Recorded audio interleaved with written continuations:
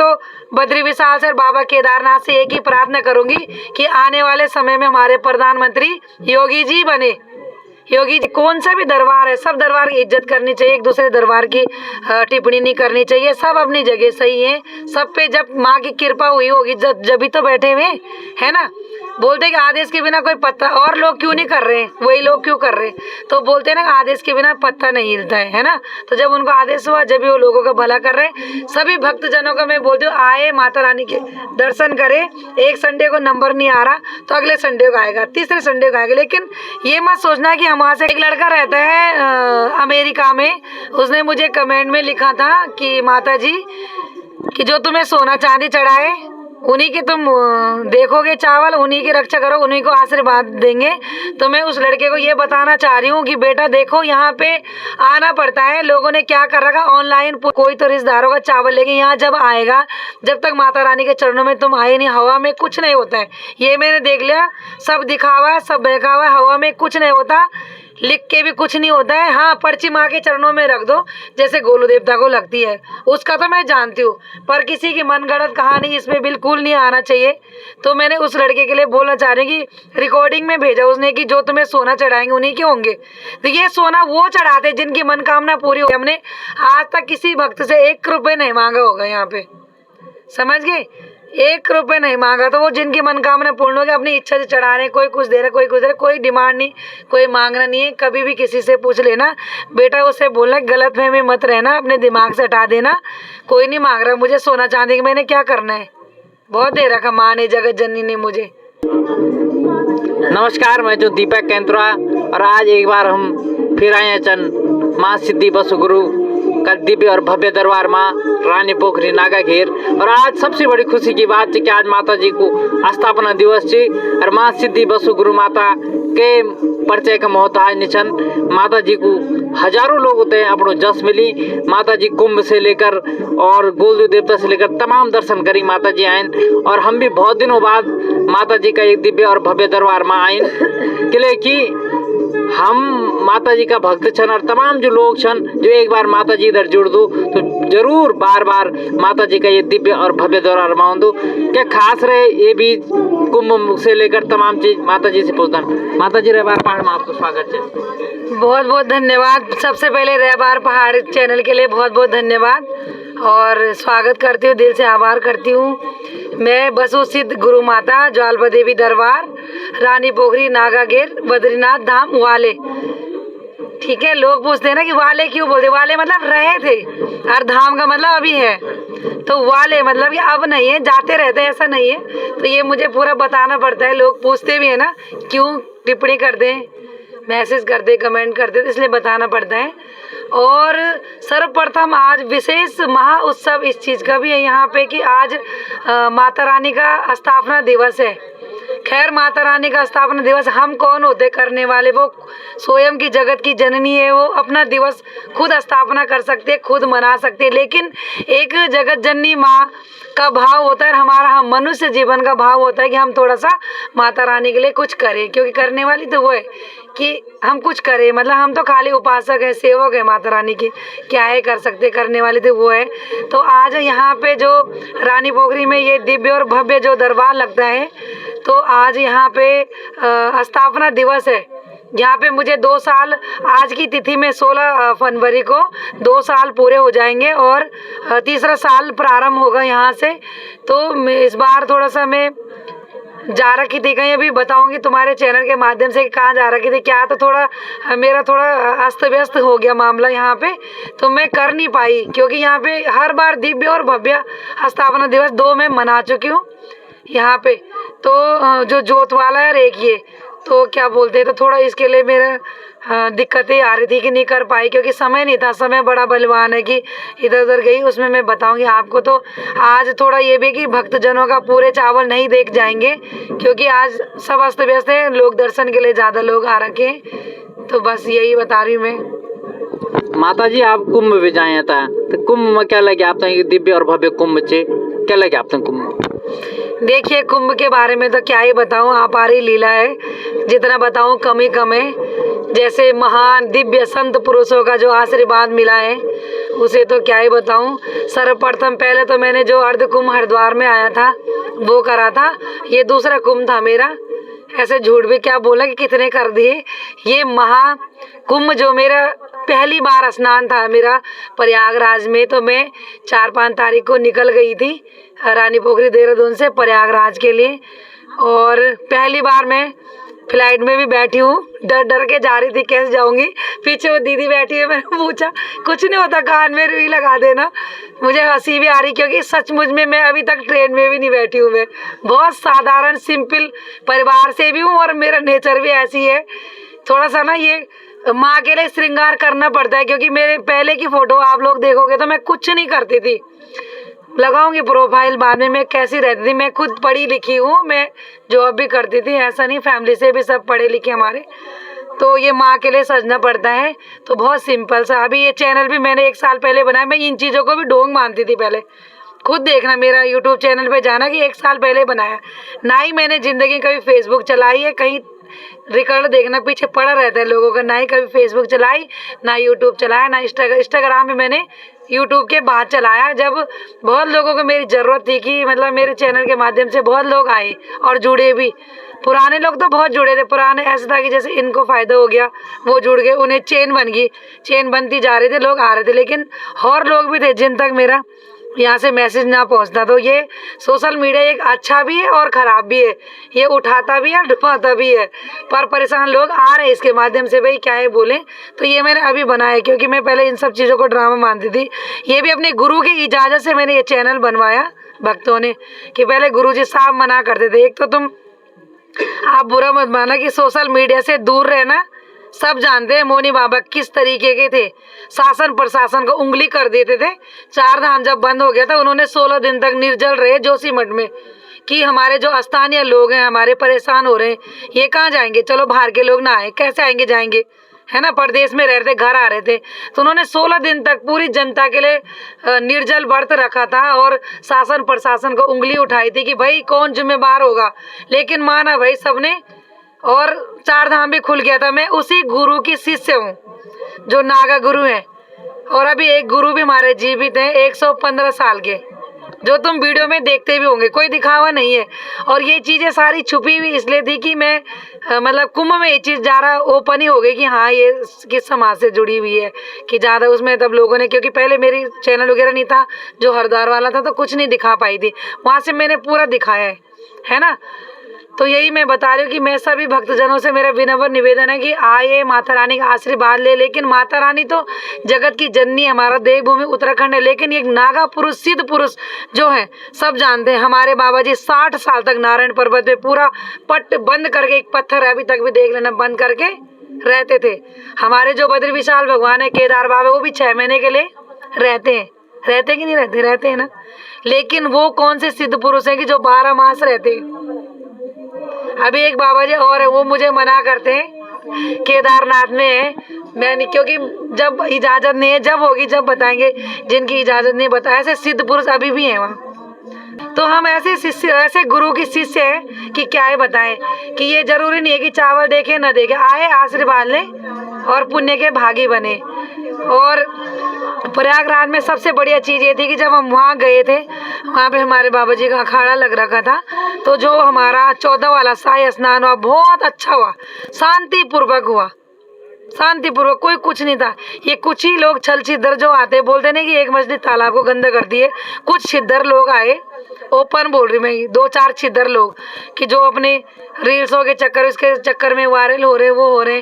तो उन लोगों ने सारा वहाँ पे माहौल गड़बड़ करा ताकि भीड़ जुड़े, वो करे। और भगदड़ का राज भी अब खुलने वाला, कि जो 29 तारीख को मौनी अमावस में जो भगदड़ हुई थी ना, वो इसलिए हुई थी कि सब लोग जा रहे थे, मतलब कोई नीक परेक नहीं था, वो संतों को भंग करने जा रहे थे। नागर लोग क्या होते हैं कि सबसे पहले देवताओं का स्नान होता है 3:30-4 बजे, सबसे पहले उनकी झांकी चलेगी नागाओं की। उसके बाद सब फिर हल्के फुल्के जो सन्यासी लोग हैं उनका होगा, उसके बाद तब गरज दिमन, तब पीछे पीछे चलेंगे।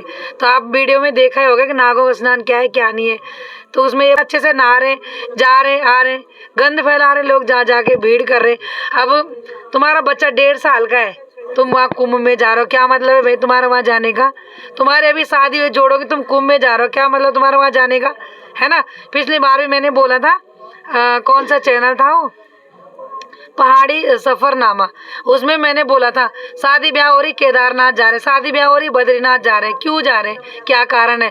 पहले के ज़माने हमारे दादी दादा बोलते थे, मैं अपनी बात बताऊं, जब मैं सिद्धि में गई मैं तो मेरे पिताजी ने बोला, पिताजी बोलते, मेरे पिताजी ने बोला कि बेटा तुम्हारा जाना वहाँ वाजिब नहीं है, बद्रीनाथ क्यों जा रहे हो। वहाँ जब 60 साल की उम्र पूरी हो जाती है और जब सारे बच्चों की शादी हो जाती है उसके बाद हम 4 धाम करते हैं, गया बनारस जाओ, केदारनाथ बद्रीनाथ जाओ, तुम क्यों जा रहे हो। मैं उनके विरोध गई, क्यों, मेरे पे बीत रखी थी, बहुत पीड़ा थी। जिस पीड़ा में मैं गई मैं ही जानती हूँ 2008 में क्या पीड़ा हुई। पहले मैंने बताया दुनिया और समाज जीने नहीं देती है। मैं जॉब करने बजाय दुनिया ने उंगली उठाई, है ना। रात बिरात में घर आई, मैंने कहीं सड़क में खड़ी रही, लिफ्ट ली, दुनिया ने मेरे पे उंगली उठाया, अरे ये तो वहाँ चले गए आज, ये तो वहाँ चले गई। मैं एक नारी नहीं, मैं हर नारी के लिए बोलती, कितनी दुनिया झेली मैंने, क्या कि लिपस्टिक भी लगाई होगी, बोला क्यों इतना मेकअप करके जाती है, नारी का तो श्रृंगार ही है, पुरुष तो नहीं करेंगे ना, नारी करेगी। तो ऐसे से उंगलियां उठाई। तो मैंने बोला पिताजी बस हो गया, तुमने मुझे कन्यादान करा, 16 साल में मेरी शादी कर दी थी, ठीक, 3 मेरे बच्चे हैं, है ना। तो उसके बाद मैंने कहा बहुत हो, आपने अपनी जिम्मेदारी निभा दी है, मैं खुद पे हूँ, मैं तुम पे आँच नहीं आने दूंगी।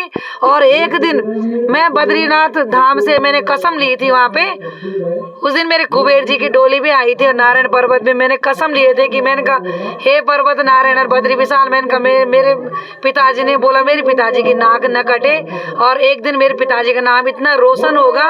और हो गया, अब इससे ज्यादा नहीं, हो गया कि मैं किस कुल से हूँ, मुझे ससुराल पक्ष से कोई लेना देना नहीं है। साफ साफ शब्दों में, मैं जिस माँ ने मुझे जन्म दिया अपने गैरोला कुल से, यही मेरी पहचान है और अपने गुरु की पहचान, अपने बद्रीनाथ की पहचान है। तो दुनिया बोलती रहती है, लेकिन आज वही मेरे पिताजी बोलते हैं कि बाबा धन्य है हमारी बेटी है, तो क्यों करके दिखाया। जिन लोगों ने मेरे पे उंगलियां उठाई, जिन्होंने मेरे चरित्र पे उंगलियां उठाई है, मैं बोल रही हूँ आज गद्दी में, साक्षात गद्दी में बोल रही हूँ मैं, वो लोग खुद मेरे दरबार में आए। बोलना नहीं चाहिए, बतेरे लोग बोलते हैं कि मैं घमंड नहीं कर रही हूँ, क्योंकि जो मुझे वचन दिए थे त्रिवेणी घाट में, मुझे 2008 में एक साधु संत मिले थे, नॉर्मल बाबा, और उन्होंने बोला कि बाबा बहुत बदनामी हो रही है तुम्हारी, तो देखना एक दिन जिन्होंने तुम्हें झुकाया वो तुम्हारे चरणों में आएंगे। और गिनती के वही लोग यहाँ आए, भूत प्रेत बाधों का निवारण करके यहाँ से गए। मैंने नमस्कार करा, हाथ जोड़ा, और वो मेरे से रिश्ता लगाने की लगा रहे, कोई कुछ बोल रहा, कोई कुछ, जो भी है मैं नाम नहीं निकालूंगी, रिश्ते जोड़ रहे हैं मेरे से, लेकिन मुझे किसी से रिश्ता नहीं जोड़ना। मैं अपने संत समाज और अपना नागा गुरु की शिष्य बन के रहना है और दुनिया का उद्धार करना है, जनता का उद्धार करना है, और सभी नेगेटिव चीज़ों को मैंने हटाना है। मैंने भी क्या, जगत जननी माँ करेगी, वो आदेश करेगी, फिर हम आगे बढ़ेंगे, क्योंकि आदेश के अनुसार मैंने बोला एक पत्ता भी नहीं हिलता है ना। तो ऐसी बात है कि सारा हो गया, बोलना तो 2 मिनट में कर दिया। जो 8 साल रहा होगा, जिसने भुगता होगा, वो भी मेरे गुरु ने मुझे बहुत अंदर खाने में रखा। उन्होंने बोला कि नहीं तुम बद्रीनाथ किसी पंडे से मिलोगे, ये बात मैंने आज तक नहीं बताई, न किसी यात्री से मिलोगे, न कुछ है, तुम्हारी टाइमिंग होगी ब्रह्म कुंड में नहाने की, तुम्हें कोई नहीं देखेगा, जिस दिन देखेगा उस दिन तुम जिंदा नहीं रहोगे, सच में।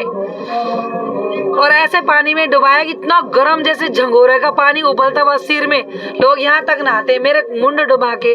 तो मैंने तो सब कर रखा, साम दाम दंड वेद सब तप रखा, मेरे कौन करेगा तुलना, है ना।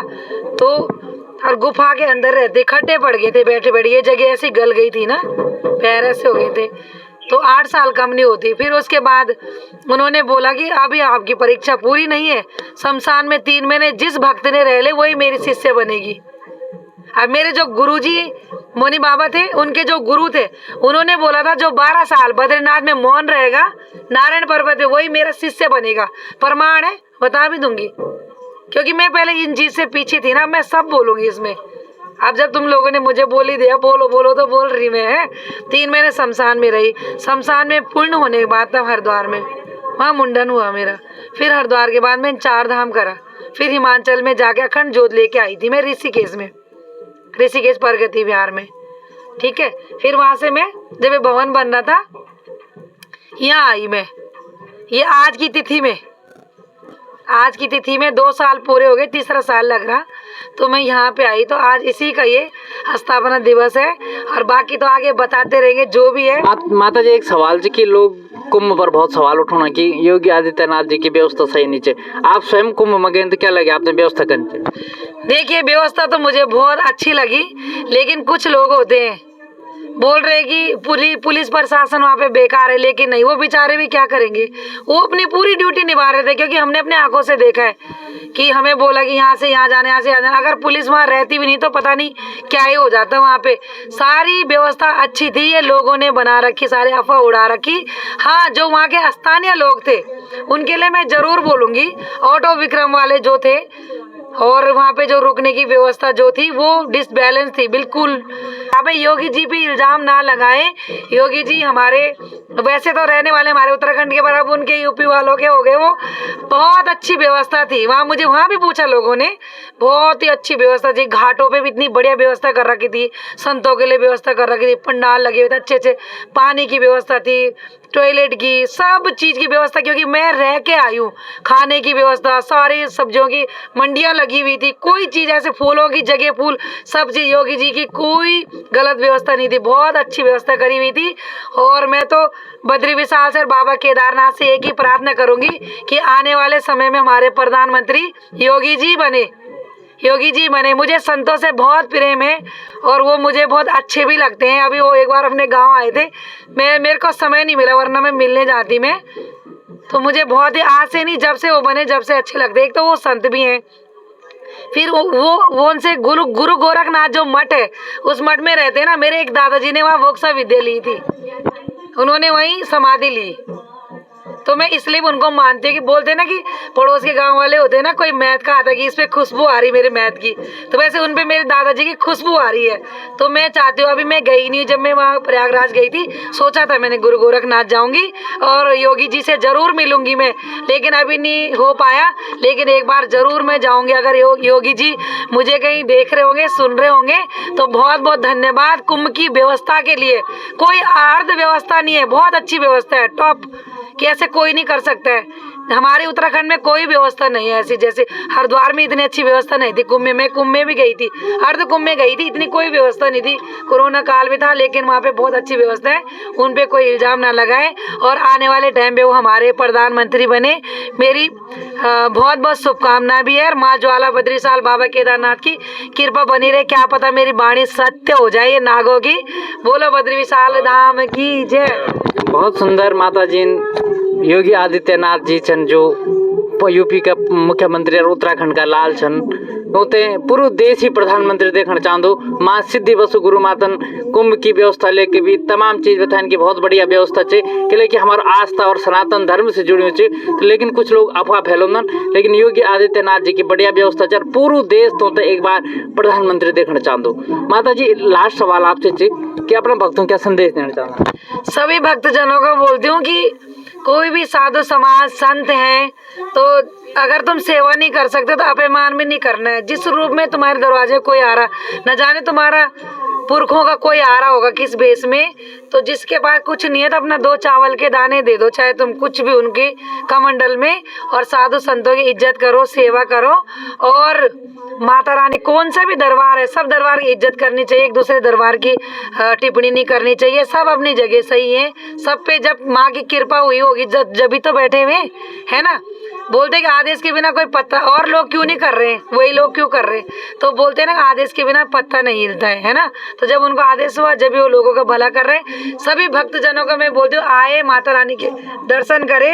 एक संडे को नंबर नहीं आ रहा तो अगले संडे को आएगा, तीसरे संडे को आएगा। लेकिन ये मत सोचना कि हम वहाँ से खाली हाथ आए, कुछ ना कुछ लेके गए होंगे, जितने भी यहाँ से गए होंगे है ना।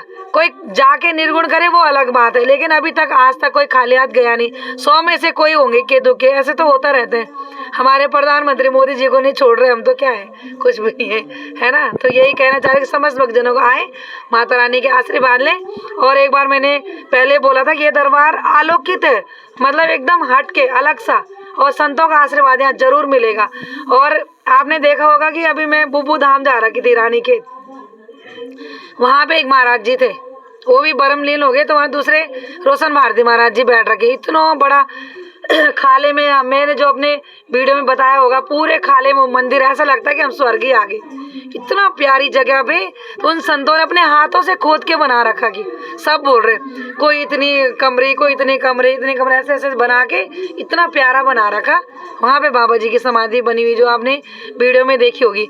तो मैं जब वहाँ पे गई तो वहाँ के सारे भक्तजन आ गए कि माता जी आ रखी है, माता जी आ रखी है। तो वहाँ पे आपने देखा भक्तों ने घेर लिया था। ज़्यादा दिन रहते तो इतना टाइम नहीं था मेरे पे। उसके बाद गोलू देवता गई। गोलू देवता के जो मुख्य पुजारी हैं रमेश जोशी जी, उन्होंने हमें गर्भगृह के अच्छे से दर्शन करवाए, माता भी वहाँ पे खेली। उसके बाद हमें एक घंटी भी दी, उन्होंने श्रृंगार दिया और मुझे एक गोल्ड की चीज़ भी मिल रखी है, बल्कि अभी किसी भक्त से पहनाऊँ। उन्होंने बोला कि माता जी की हम आ नहीं सकते, यहाँ पे पुजारी हैं, तो उन्होंने मुझे एक गले का गोल्ड का दे रखा। अभी मैंने कहीं रखा हुआ है, किसी भक्त से पहनाऊंगी मैं, है ना। तो इतनी इज्जत करी। उसके बाद उन्होंने भोजन व्यवस्था भी कराई वहीं आश्रम में, तो भोजन करके भी हम आए हैं। तो देखो हम कितने किस्मत वाले। गोलू देवता में भी उस माँ ने इतना सम्मान दिया कि कोई वहाँ नंबर ही नहीं आता, सोच ही नहीं सकते। तो हमारे साथ बहुत नीचे तक भी आए हो पुजारी जी, अपने दो मठ को वहाँ पे लॉक करके, जिस कमरे में वो रहते हैं ना, जहाँ उनका कमरा ऑफिस वगैरह जो, तो नीचे तक छोड़ने में आए थे। इतना अच्छा लगा मुझे। तो हम कितने किस्मत वाले हैं, देखो इतने लोगों का प्यार मिल रहा है हमें। तो गोलू देवता का भी दर्शन करना। वहाँ देखो वो तस्वीर मैंने वहाँ लगा दी है। और कैंची, उसके बाद कैंची धाम बाबा जी में भी गई थी मैं, यहाँ ऊपर भी रख रखे मैंने, वहाँ भी अच्छे से दर्शन हुए मुझे कैंची धाम में। वहाँ से मुझे गधा मिला। सोचो एक एक चीजें, मतलब कोई ना कोई मुझे दे ही रहा है ना। और एक लड़का रहता है अमेरिका में, उसने मुझे कमेंट में लिखा था कि माता जी कि जो तुम्हें सोना चांदी चढ़ाए उन्हीं के तुम देखोगे चावल, उन्हीं की रक्षा करो, उन्हीं को आशीर्वाद देंगे। तो मैं उस लड़के को ये बताना चाह रही हूँ कि बेटा देखो यहाँ पे आना पड़ता है। लोगों ने क्या कर रखा, ऑनलाइन पूछा होती है।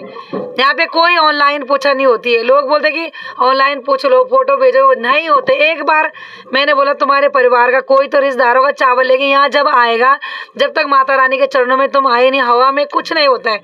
ये मैंने देख लिया, सब दिखावा है, सब बहकावा है, हवा में कुछ नहीं होता, लिख के भी कुछ नहीं होता है। हाँ, पर्ची माँ के चरणों में रख दो, जैसे गोलू देवता को लगती है, उसका तो मैं जानती हूँ। पर किसी की मनगढ़ंत कहानी इसमें बिल्कुल नहीं आना चाहिए। तो मैंने उस लड़के के लिए बोलना चाह रही कि रिकॉर्डिंग में भेजा उसने कि जो तुम्हें सोना चढ़ाएंगे उन्हीं के होंगे।